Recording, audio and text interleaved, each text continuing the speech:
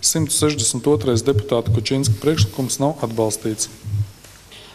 Mums ir vienkāršāks ceļš, ņemot vērā, ka esošais likums paredz tikai vienīgi diskrimināciju pret Latvijas kanāliem. Mēs esam gatavi no šīs pakas aiziet. Līdz ar to, kas notiks ar situāciju budžetā, tur izveidojas situācija, ka šajā bezmaksas pakā nākamo gadu paliks tikai un vienīgi Latvijas televīzija 2 kanāliem, bet multipleks uzturēšana maksās tieši to pašu.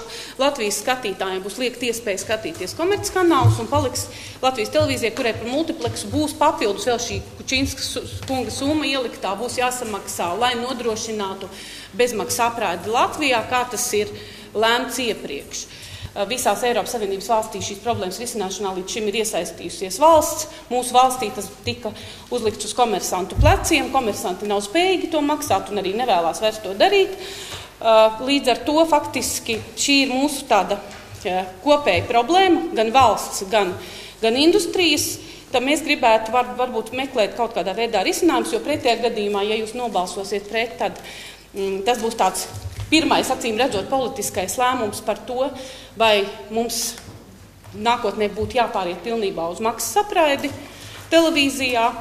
Tas ir viens, un otrs, tik un tā jūs budžetā ekonomiju no tā šī gadā neiegūtu, jo jums tāpat būs jānodrošina esošajā situācijā sabiedriskās televīzijas apraidi bezmaksas pakā.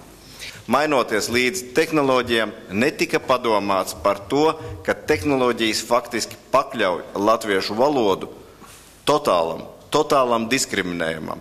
Un nezinu, kāpēc pagājušās Saeimas laikā, cenšoties ieviest jauno kā viņš tur saucās, tas plašsaziņas līdzekļu likumu, nepadomāja par to, jo acīm redzot varbūt liela steiga vai kaut kas cits, bet es nezinu tos iemeslus, nepadomāja par to, un šobrīd mēs esam nonākuši daudz lielākā valodas apdraudējumā, elektroniskajos saziņas līdzekļos, nekā pat padomju laikā. Un tas nav pareizi. Tur tas risinājums kaut kāds ir jāatrod. Balsojam par deputātu Kučinska 162. Priekšlikumu. Lūdzu par.